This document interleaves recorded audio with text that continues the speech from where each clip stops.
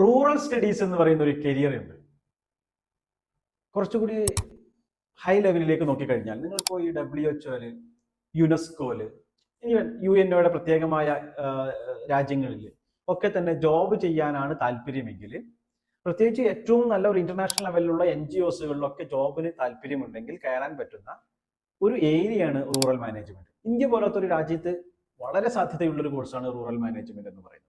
നമ്മുടെ പഞ്ചായത്ത് രാജുമായി ബന്ധപ്പെട്ടിട്ട്, ഗ്രാമവികസനവുമായി ബന്ധപ്പെട്ടിട്ട്, ഗ്രാമത്തിന്റെ വിദ്യാഭ്യാസ, ഇക്കണോമിക്കലി സാമ്പത്തിക മേഖലയിലുള്ള ഡെവലപ്മെന്റ്, സോഷ്യോ കൾച്ചർ ഡെവലപ്മെന്റ്, അങ്ങനെ തുടങ്ങിയ ഒരു ഗ്രാമത്തിന്റെ വികസനത്തെ മുഴുവനും ശാസ്ത്രീയമായി ചെയ്യുന്ന രീതികളെയാണ് റൂറൽ മാനേജ്മെന്റ് എന്ന് പറയുന്നത്.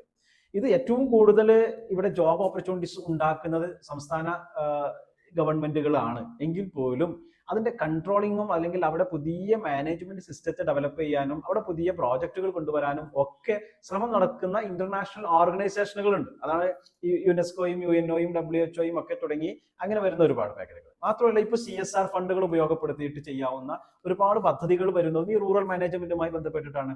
ഇവിടെ നമുക്ക് ഒരുപാട് വർക്കുകളുണ്ട്, ഒരുപാട് കരിയറുകളുണ്ട്, പ്രത്യേകിച്ച് സോഷ്യൽ വെൽഫെയർ മേഖലകളിലൊക്കെ താല്പര്യമുള്ള ആളുകളെ സംബന്ധിച്ചിടത്തോളം.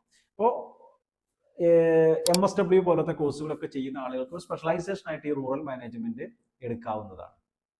ഒരുപാട് അവസരങ്ങളെ സൃഷ്ടിക്കപ്പെടുന്ന ഒന്നായിട്ട് അതിനെ നമുക്ക് കാണാം. All the best.